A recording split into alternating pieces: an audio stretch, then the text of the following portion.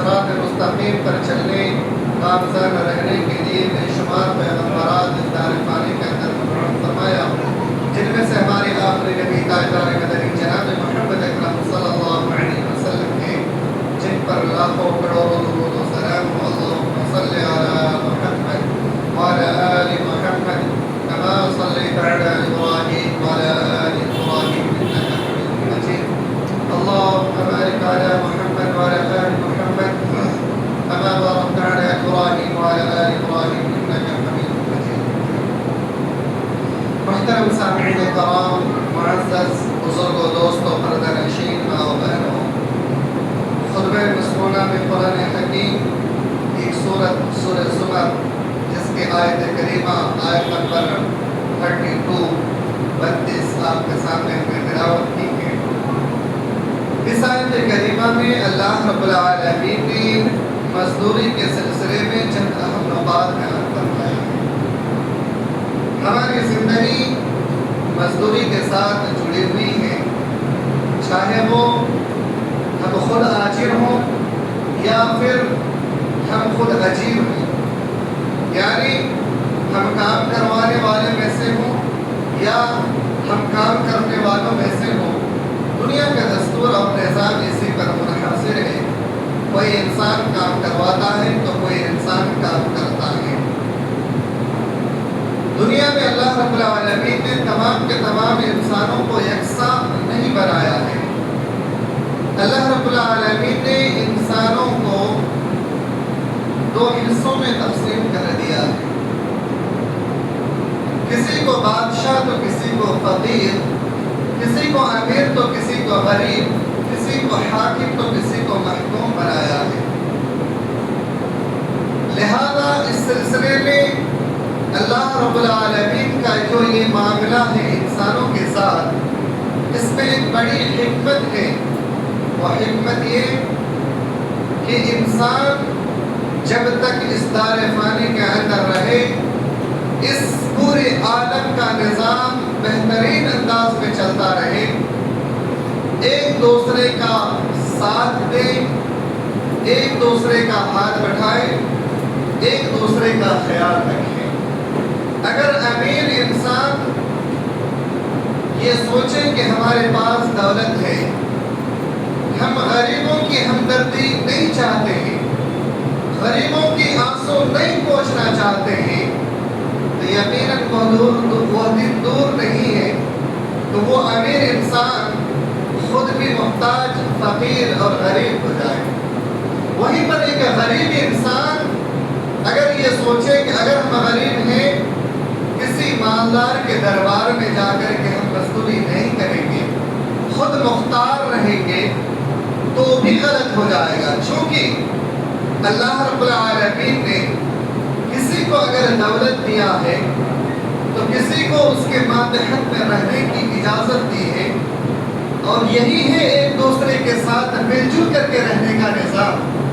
اسی لیے ایک مالدار قسم کا آدمی، ایک بادشاہ، ایک حاکم، وہ دولت کے نشے میں آ کر کے، تکبر، غرور میں آ کر کے چور چور نہ ہو جائے کہ میرے پاس دولت ہے اس لیے وہ بے شمار دولتوں کے نشے میں آ کر کے گھمنڈ میں چور چور ہو جائے، تو وہیں پر ایک غریب انسان کو اپنی غریبی، مفلسی، لاچاری میں وہ اللہ کی رحمت سے نا امید ہو کر کے مایوس ہونے کی بھی ضرورت نہیں ہے، چونکہ دونوں کو اللہ رب العالمین نے ایک دوسرے کے ساتھ لازم اور ملزوم قرار دیا ہے۔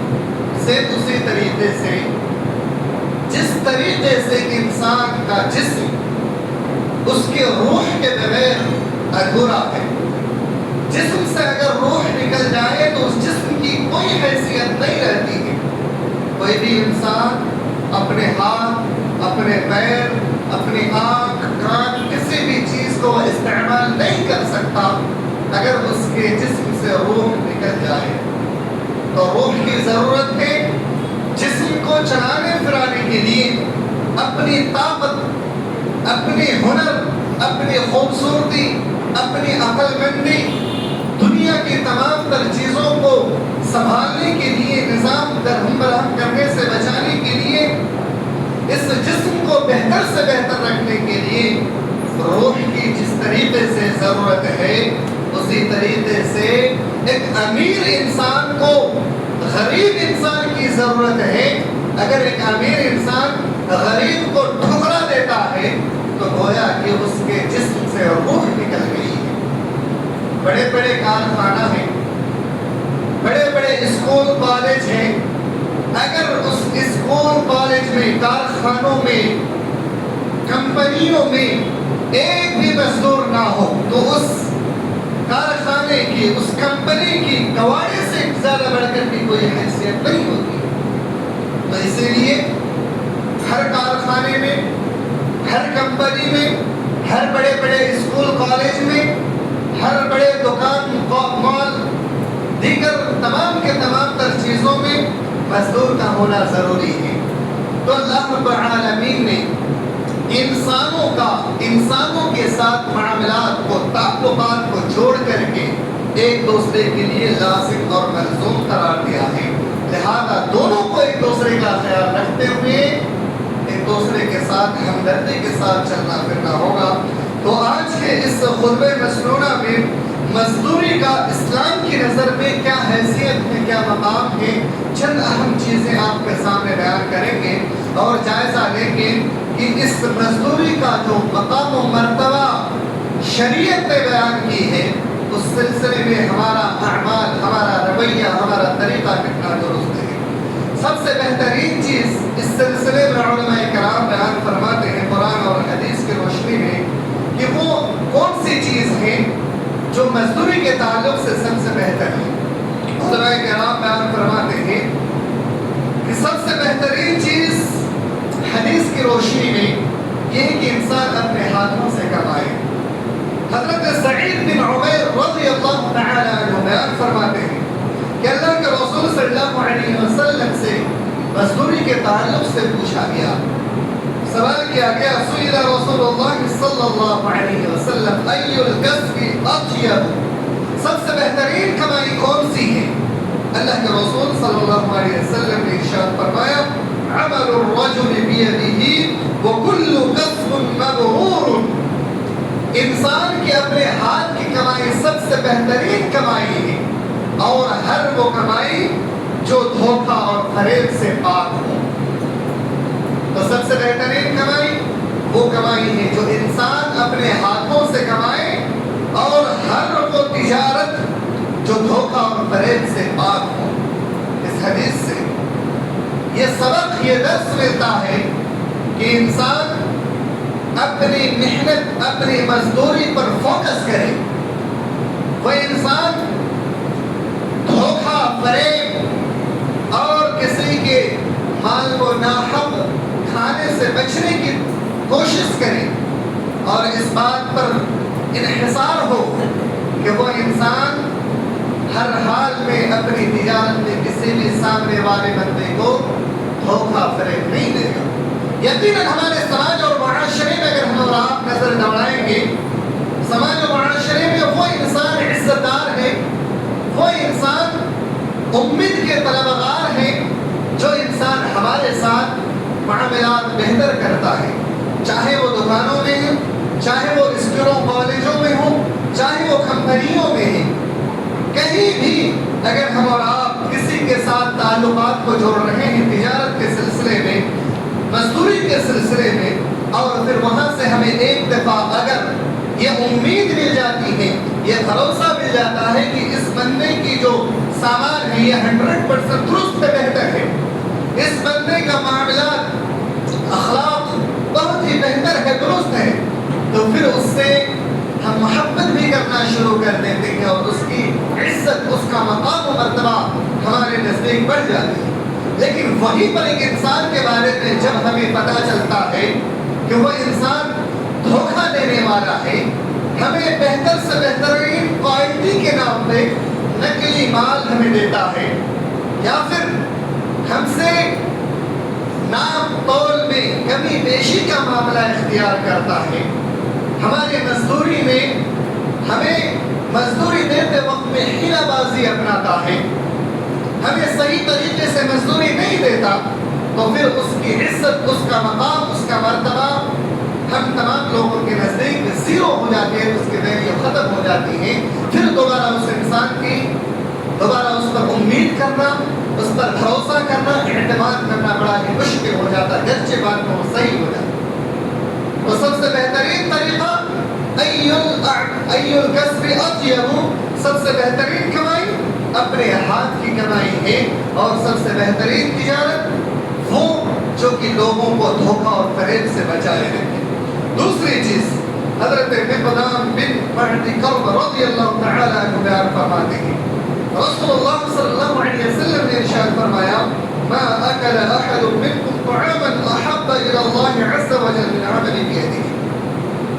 سب سے بہترین کمائی اگر اللہ رب العالمین کو کوئی چیز پسند ہے تو وہ انسان کے اپنے ہاتھوں کی کمائی سب سے زیادہ محبوب ہے۔ تو انسان اگر اپنے ہاتھوں سے محنت کرتا ہے تو سب سے بہترین کمائی اللہ رب العالمین کو وہی چیز پسند ہے جو انسان اپنی محنت سے، اپنے ہاتھوں کی کمائی سے کمائے۔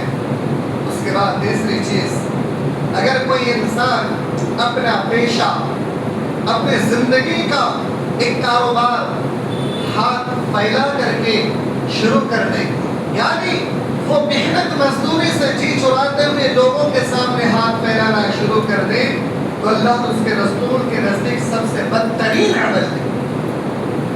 اگر بلا ضرورت اگر کوئی انسان کسی کے سامنے ہاتھوں کو پھیلاتا ہے اور وہ مزدوری سے جی چراتا ہے، مزدوری سے اپنے آپ کو دور رکھتا ہے، تو اللہ اس کے رسول کے نزدیک سب سے بدترین شخص ہے۔ حضرت زبیر بن عوام رضی اللہ تعالی عنہ روایت کرتے ہیں کہ اللہ کے رسول صلی اللہ علیہ وسلم نے ارشاد فرمایا کہ اگر کوئی شخص اپنی رسی اٹھائے اور رسی اٹھا کر کے جنگل سے لکڑی کا گٹھا اٹھائے، اپنے پیٹھ پر لاد کر کے اس کو بیچے، تو اللہ اور اس کے رسول کے نزدیک یہ زیادہ بہتر ہے کہ اس نے اپنے آبرو کو بچاتے ہوئے، اپنی عزت کو بچاتے ہوئے اس نے لکڑی کے گٹھے کو اٹھایا اور اپنے آبرو کی حفاظت فرمائی۔ یہ سب سے بہترین ہے، اور سب سے بہترین یہ ہے کہ وہ لوگوں سے سوال کرے اور لوگوں کے سامنے اپنے ہاتھوں کو پھیلائے۔ معزز سامعین کرام، ہمارے سماج اور معاشرے میں بہت سارے ایسے لوگ آپ کو ملیں گے، یا تو وہ خود لوگوں کے سامنے ہاتھ پھیلانا ایک پیشہ بنا چکے ہیں، یا پھر اسے لوگوں کے سامنے ہاتھ پھیلانے پر مجبور کیا جاتا ہے۔ مثال کے طور پر مدارس کی طرف آپ نظر دوڑائیں، مدارس میں آپ جب جائیں گے تو دیکھیں گے کہ اکثر علماء کو مجبور کیا جاتا ہے کہ لوگوں کے سامنے جائیں، ہاتھ پھیلا کر کے چندہ وصول کر کے لے کر آئیں۔ یہ طریقہ کس نے بنایا؟ سماج و معاشرے نے بنایا۔ اصل حقیقت کیا ہے اس کی؟ مدرسے کے نام سنتے ہی ہمارے ذہن میں ایک بات آتی ہے کہ مدرسے میں دینی تعلیم اگر اپنے بچوں کو دینا ہو تو فری میں اس کی تعلیم ہو جائے۔ جب ہماری ذہنیت فری تعلیم کیا جائے مدارس کے معاملے میں، تو یقیناً مدارس والے مجبوراً اپنے اساتذہ کو، اپنے علماء کو آپ کے سامنے ہاتھ پھیلانے پر مجبور کرتے ہیں، اور پھر آپ کے سماج میں، ہمارے سماج میں علماء کرام ذلیل و خوار ہوتے ہیں، در بدر کی ٹھوکریں کھاتے ہیں۔ یہ طریقہ، یہ اصول، یہ ضوابط کس نے بنایا؟ معاشرے نے بنایا، سماج نے بنایا۔ اگر ہم اور آپ دین کی اہمیت کو اتنا ہی بہتر سمجھتے جتنا کہ دنیاوی تعلیمات کو بہتر سمجھتے ہوئے لاکھوں کروڑوں اپنے بچوں کی پرورش میں خرچ کرتے ہیں، وہیں پر اگر آپ اپنے بچوں کی دینی تربیت میں پیسوں کو خرچ کرنے کی کوشش کرتے ہیں تو یہ نوبت کبھی نہیں آتی۔ اپنے صدقات، اپنے زکوٰۃ کو اگر آپ کو خود بڑھ کر کے مدارس تک پہنچانے کی کوشش کرتے ہیں تو یہ نوبت نہیں آتی۔ بالآخر مدارس میں اور مساجد میں اور دھرم شالاؤں میں، حتیٰ کہ دیگر کئی سارے ایسے مقامات ہیں جہاں پر مجبوری کو ایک پیشہ بنا لیا گیا ہے، اور پیشہ بناتے ہوئے جہاں پر ایک مجبوری تھی، پیشہ بناتے ہوئے اس کا حتی الامکان معاوضہ پیسہ خود بھی کھانا شروع کر دیے ہیں جو کہ حرام ہے. یہ بہتر طریقہ نہیں ہے اور اس چیز کو کرنے پر مجبور ہم اور آپ نے کیا, ہمارے معاشرے نے, ہمارے سماج نے کیا ہے. اگر اس چیز کو دور کرنا ہے تو یقیناً اس طریقے کو اپنانا ہوگا جس طریقے کو اللہ اور اس کے رسول نے ہمارے لیے اپنایا ہے. کہ اگر ہمارے سامنے کوئی انسان مزدوری کرتا ہے تو اس کی تنخواہ, اس کی مزدوری ہمیں خود بڑھ کر کے دینا ہوگا. یعنی اپنے بچوں کی تعلیم بھی اگر ہم دیتے ہیں تو بچوں کی تعلیم میں پیسوں کو خرچ کرنا ہوگا. اور دینی تعلیم میں اگر آپ اپنے بچوں کو پیسے خرچ کر کے نہیں کرواتے تو آپ سے بڑا ظالم پھر کون ہو سکتا ہے؟ ہم سے بڑھ کر کے بڑا ظالم کون ہوگا؟ مثال کے طور پہ آپ ایک حدیث سنے ہوں گے, طلب العلم فریضۃ علی کل مسلم, کہ ہر مسلمان کے لیے علم حاصل کرنا فرض ہے. اس کے بعد ایک اور حدیث سنے ہوں گے کہ سب سے بہترین تعلیم دنیا میں کون سی ہے. سب سے بہترین تعلیم کے سلسلے میں علماء کرام بیان فرماتے ہیں وہ دینی تعلیم. دینی تعلیم کو سب سے بہترین تعلیم کیوں کہا گیا؟ دینی تعلیم کو سب سے بہترین تعلیم اس لیے کہا گیا کیونکہ دین کی تعلیم دیتے ہوئے انسان کو توحید کی طرف ورغلایا جاتا ہے. اور توحید جس تعلیم میں سکھائی جاتی ہو اس سے بڑھ کر کے کوئی تعلیم بہتر ہو ہی نہیں سکتا, کیونکہ اللہ نے قرآن حکیم کے اندر اس چیز کا ذکر فرمایا ہے کہ تعلیم میں سب سے بہترین تعلیم اگر کوئی ہے تو توحید کی تعلیم ہے. اور یہ حقیقت ہے. اللہ اور اس کے رسول جس نے ہمیں پیدا کیا, جس کے ذریعے سے ہمیں ہدایت ملی, اگر اس کی تعلیم ہم نہیں سیکھتے ہیں اور ایک اللہ رب العالمین کی وحدانیت کو نہیں پہچانتے ہیں تو پھر دنیا کی ہزاروں تعلیم کو آپ کیوں نہ سیکھ لیں, وہ بہتر سے بہتر تعلیم نہیں ہو سکتی ہے. اور سب سے بہترین تعلیم اگر آپ فری میں پڑھانے کی کوشش کریں گے تو یقیناً ہماری یہ کوتاہی ہے, ہم سے یہ غلطی ہے کہ ہم اپنے علماء کو مجبور کرتے ہیں چندہ اکٹھے کرنے سے اور آپ کے سامنے ہاتھ پھیلانے سے. تو لہذا اپنے بچوں کی تعلیم جو سب سے بہترین تعلیم ہے, اپنے مال کو, اپنے پیسوں کو اس پر خرچ کر کے اس کو بہترین تعلیم دینے کی کوشش کیجیے. اس کے بعد سب سے بہترین کمائی انسان کو اگر کوئی چیز نہ ملتا ہو تو اسے عار محسوس کرنے کی ضرورت نہیں ہے. حتیٰ کہ اگر اسے بکریاں بھی چرانا مل جائے تو وہی انسان بکریوں کو چرا کر کے ہی اپنے بہترین رزق کو تلاش. میرے بھائیوں, انبیاء کرام کے بارے میں ہم اور آپ سنتے آئے ہیں کہ انبیاء کرام ہر نبی کا یہ پیشہ رہا ہے کہ ہر نبی اپنے اپنے دور میں بکریوں کو ضرور چرائے ہیں. اللہ کے رسول صلی اللہ علیہ وسلم سے صحابہ کرام نے عرض کیا, اللہ کے رسول صلی اللہ علیہ وسلم کیا سارے کے سارے انبیاء کرام بکریوں کو چرائے ہیں؟ آپ صلی اللہ علیہ وسلم نے فرمایا ہاں, سارے کے سارے انبیاء کرام بکریوں کو چرائے ہیں. آپ صلی اللہ علیہ وسلم سے صحابہ کرام نے سوال کیا, اللہ کے رسول کیا آپ بھی؟ آپ صلی اللہ علیہ وسلم نے فرمایا ہاں, میں نے بھی مکہ والوں کی چند اجرت کی بنا پر بکریوں کو چرائے. انبیاء کرام سے بڑھ کر کے کیا اس دنیا میں کوئی انسان ہے جس کا مقام و مرتبہ, جس کی عزت, جس کے وقار بڑھ کر کے ہو ہی نہیں سکتا. جب انبیاء کرام کو اللہ رب العالمین نے سب سے بہترین طریقہ بکریوں کو چرا کر کے اپنی زندگی اور اپنی معاشی زندگی کو بہتر بنانے کے لیے فرمایا تو پھر ہم اور آپ دوسروں کے سامنے ہاتھ کیوں پھیلائیں؟ ہم اور آپ دوسروں کے سامنے ہاتھ پھیلا کر کے ذلیل و خوار کیوں ہو؟ ہمارے لیے بھی ضروری ہے کہ ہم اور آپ بھی کسی اور کے سامنے ہاتھ پھیلانے سے بہتر ہے بکریوں کو چرائیں. حتیٰ کہ اگر چھوٹا سے چھوٹا بزنس اگر ٹھیلے پہ لگا کر کے کرنا مناسب ہو تو وہ بھی کر لیں, لیکن ایک حلال رزق کو تلاش کرنے کی کوشش کریں. آپ کسی دوسرے کے سامنے ہاتھوں کو نہ پھیلائیں. میرے بھائی, اب مزدوروں کے حقوق کے تعلق سے چند باتیں آپ کے سامنے بیان کرتے ہیں کہ مزدوروں کے حقوق کیا ہیں. مزدوروں کے حقوق حضرت ابو ذر رضی اللہ تعالی عنہ ایک حدیث کو بیان فرماتے ہیں کہ حضرت معمر بن سوید رحمہ اللہ ایک دفعہ حضرت ابو ذر رضی اللہ تعالی عنہ کو دیکھتے ہیں کہ جو خود لباس پہنے ہوئے اپنے غلام کو بھی وہی لباس پہنائے ہوئے ہیں۔ پھر سوال کرتے ہیں کہ آپ جو لباس پہنے وہی لباس اپنے مزدور کو بھی پہنائے۔ حضرت ابو ذر رضی اللہ تعالیٰ عنہ بیان فرماتے ہیں کہ ایک دفعہ میں ایک غلام کو برا بھلا کہا تھا، حتیٰ کہ اس کی ماں کی غیرت بھی یاد دلائی تھی۔ جب آپ صلی اللہ علیہ وسلم کو یہ بات معلوم ہوئی تو آپ صلی اللہ علیہ وسلم نے فرمایا کہ اے ابو ذر، تم نے اس کی ماں کی غیرت کو یاد دلائی؟ اور پھر آپ صلی اللہ علیہ وسلم نے فرمایا اے ابو ذر، تمہارے اندر ابھی بھی زمانے جاہلیت کے کچھ اثر ابھی بھی باقی ہے۔ پھر آپ صلی اللہ علیہ وسلم نے حضرت ابو ذر سے کہا اے ابو ذر، جو تم کھاؤ وہ اپنے مزدور کو بھی کھلاؤ، اپنے غلام کو بھی کھلاؤ، جو تم خود پہنو وہ اپنے غلام کو پہناؤ۔ جس طریقے سے تم خود رہنا پسند کرو اپنے غلام کو اسی طریقے سے رکھنے کی کوشش کرو، حتیٰ کہ اگر اپنے غلام پر کوئی کام سونپو اور وہ کام سخت ہو جائے، اس کے لیے مشکل ہو، تو تم خود بھی اس کے ساتھ ہاتھ بٹاؤ۔ حضرت ابو ذر فرماتے ہیں کہ میں نے اس دن سے اسی طریقے کو اپنایا۔ یہ صحابہ کرام کا عمل تھا۔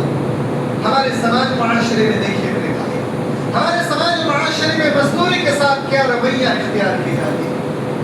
مزدوروں کو اگر آپ 100 روپے کا کام کروانا ہو تو مزدوروں سے ہمارا 500 کا کام کرواتے ہیں اور پھر پیسے دینے میں جھجک محسوس کرتے ہیں۔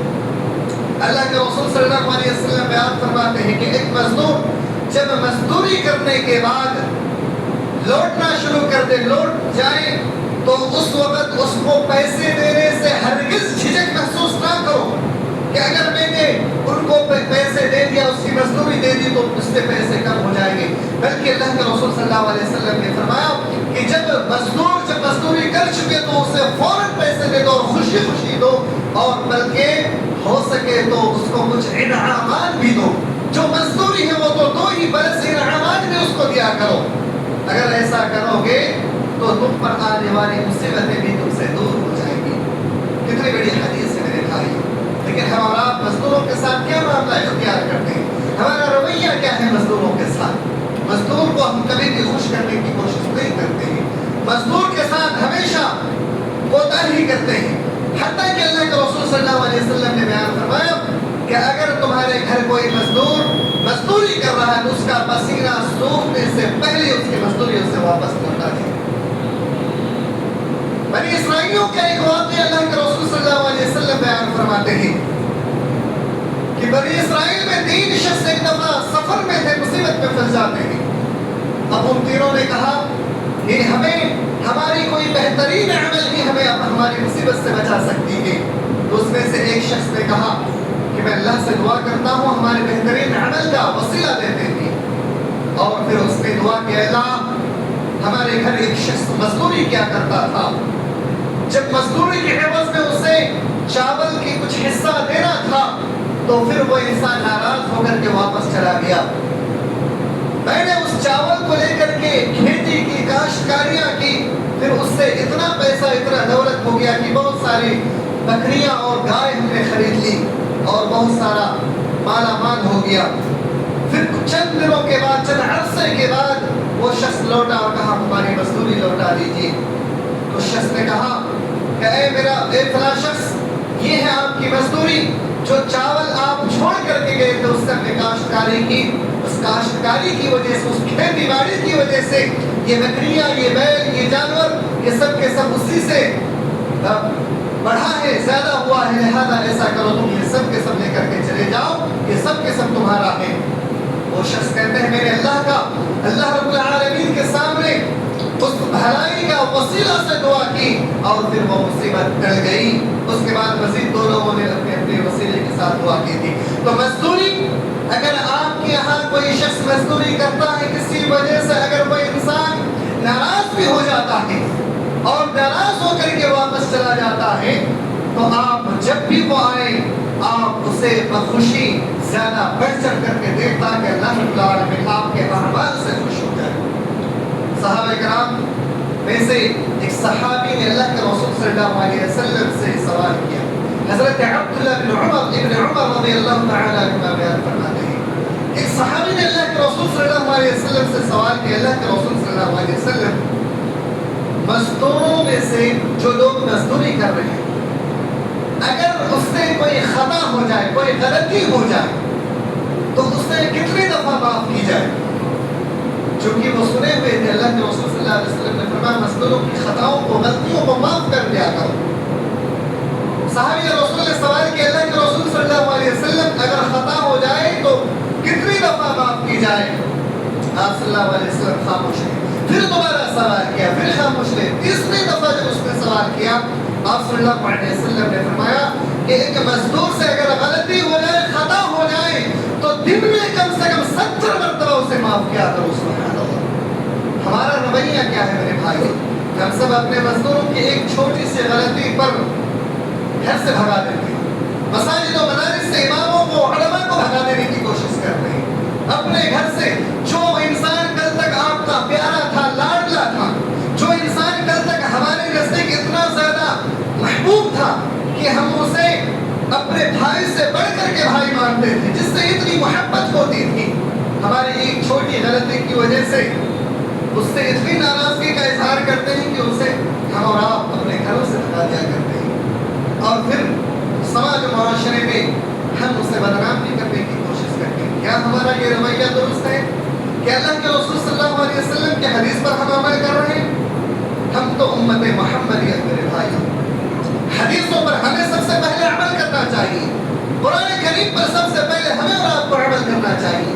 بہت ہی افسوس کی بات ہوتی ہے، مزدوروں کے تعلق سے مزید بہت ساری باتیں ہیں، لیکن وقت تو ہو چکا ہے۔ بس اتنا کہوں گا، ہمارے سماج معاشرے میں ہم اور آپ اتنا زیادہ خود غرض ہو چکے ہیں کہ ہم اپنے گھروں میں مزدوری کرنے والوں کے ساتھ جو رویہ اختیار کرنا تھا وہ نہیں کر رہے، ان کے ساتھ اتنا بدسلوکی کرتے ہیں کہ وہ انسان مجبور ہو کر کے، لاچار ہو کر کے اپنے مساجد اور مدارس کو ترک کر دیتے ہیں، ہمارے گھروں سے چھوڑ کر کے خود مختار بننے کی کوشش کرتے ہیں، جبکہ اللہ رب العالمین نے ایک دوسرے کے ساتھ لازم و منسوخ قرار دیا ہے۔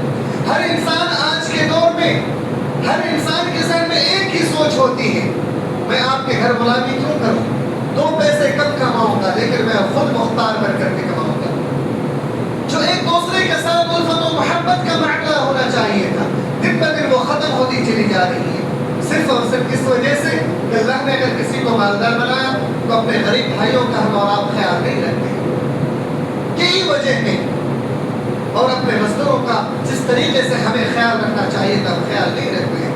میرے بھائیوں، قرآن و حدیث کی بات ہم اور آپ سنتے ہیں، سننے کے ساتھ ساتھ ہم پر فریضہ بنتا ہے کہ ہم اس پر عمل بھی کرنے کی کوشش کریں، ہم اپنے مزدوروں کا خیال رکھنے کی کوشش کریں، ہم اپنے اماموں کا، اپنے علماء کا خیال رکھنے کی کوشش کریں، وقت پہ ان کی مزدوری ان تک پہنچانے کی کوشش کریں، کیونکہ اگر آپ کے گھر میں اپنا سارا وقت اگر وہ لٹاتا ہے تو یقیناً اسی طریقے سے آپ خیال رکھیں ان کا، جس طریقے سے انہوں نے ہمارا خیال رکھا، ہمارے سماج و ہمارے گھروں کا، ہمارے سماج معاشرے کا خیال رکھا۔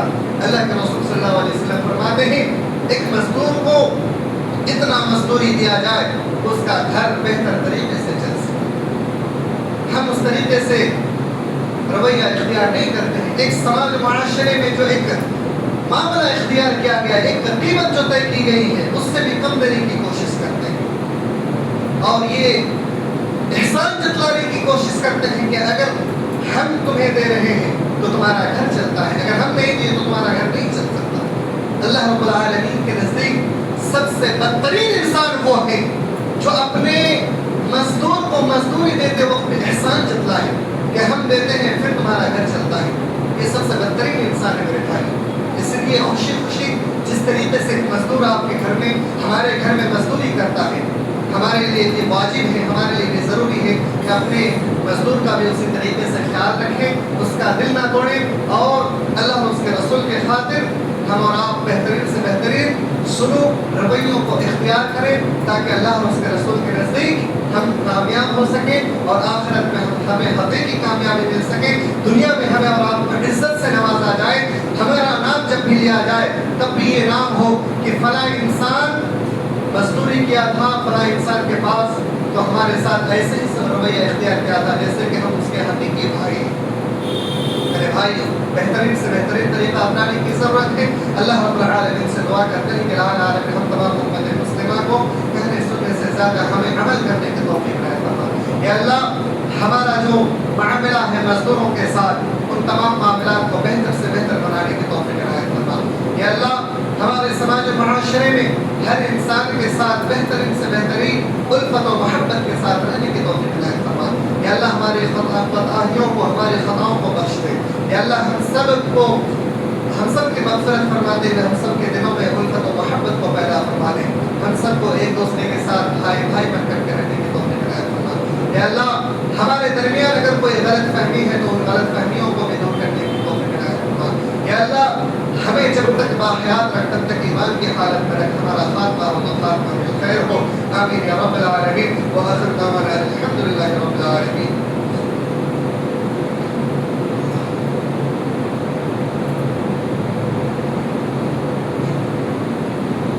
إن الحمد لله نحمده ونستعينه ونستغفره ونؤمن به ونتوكل عليه ونعوذ بالله من شرور أنفسنا ومن سيئات أعمالنا.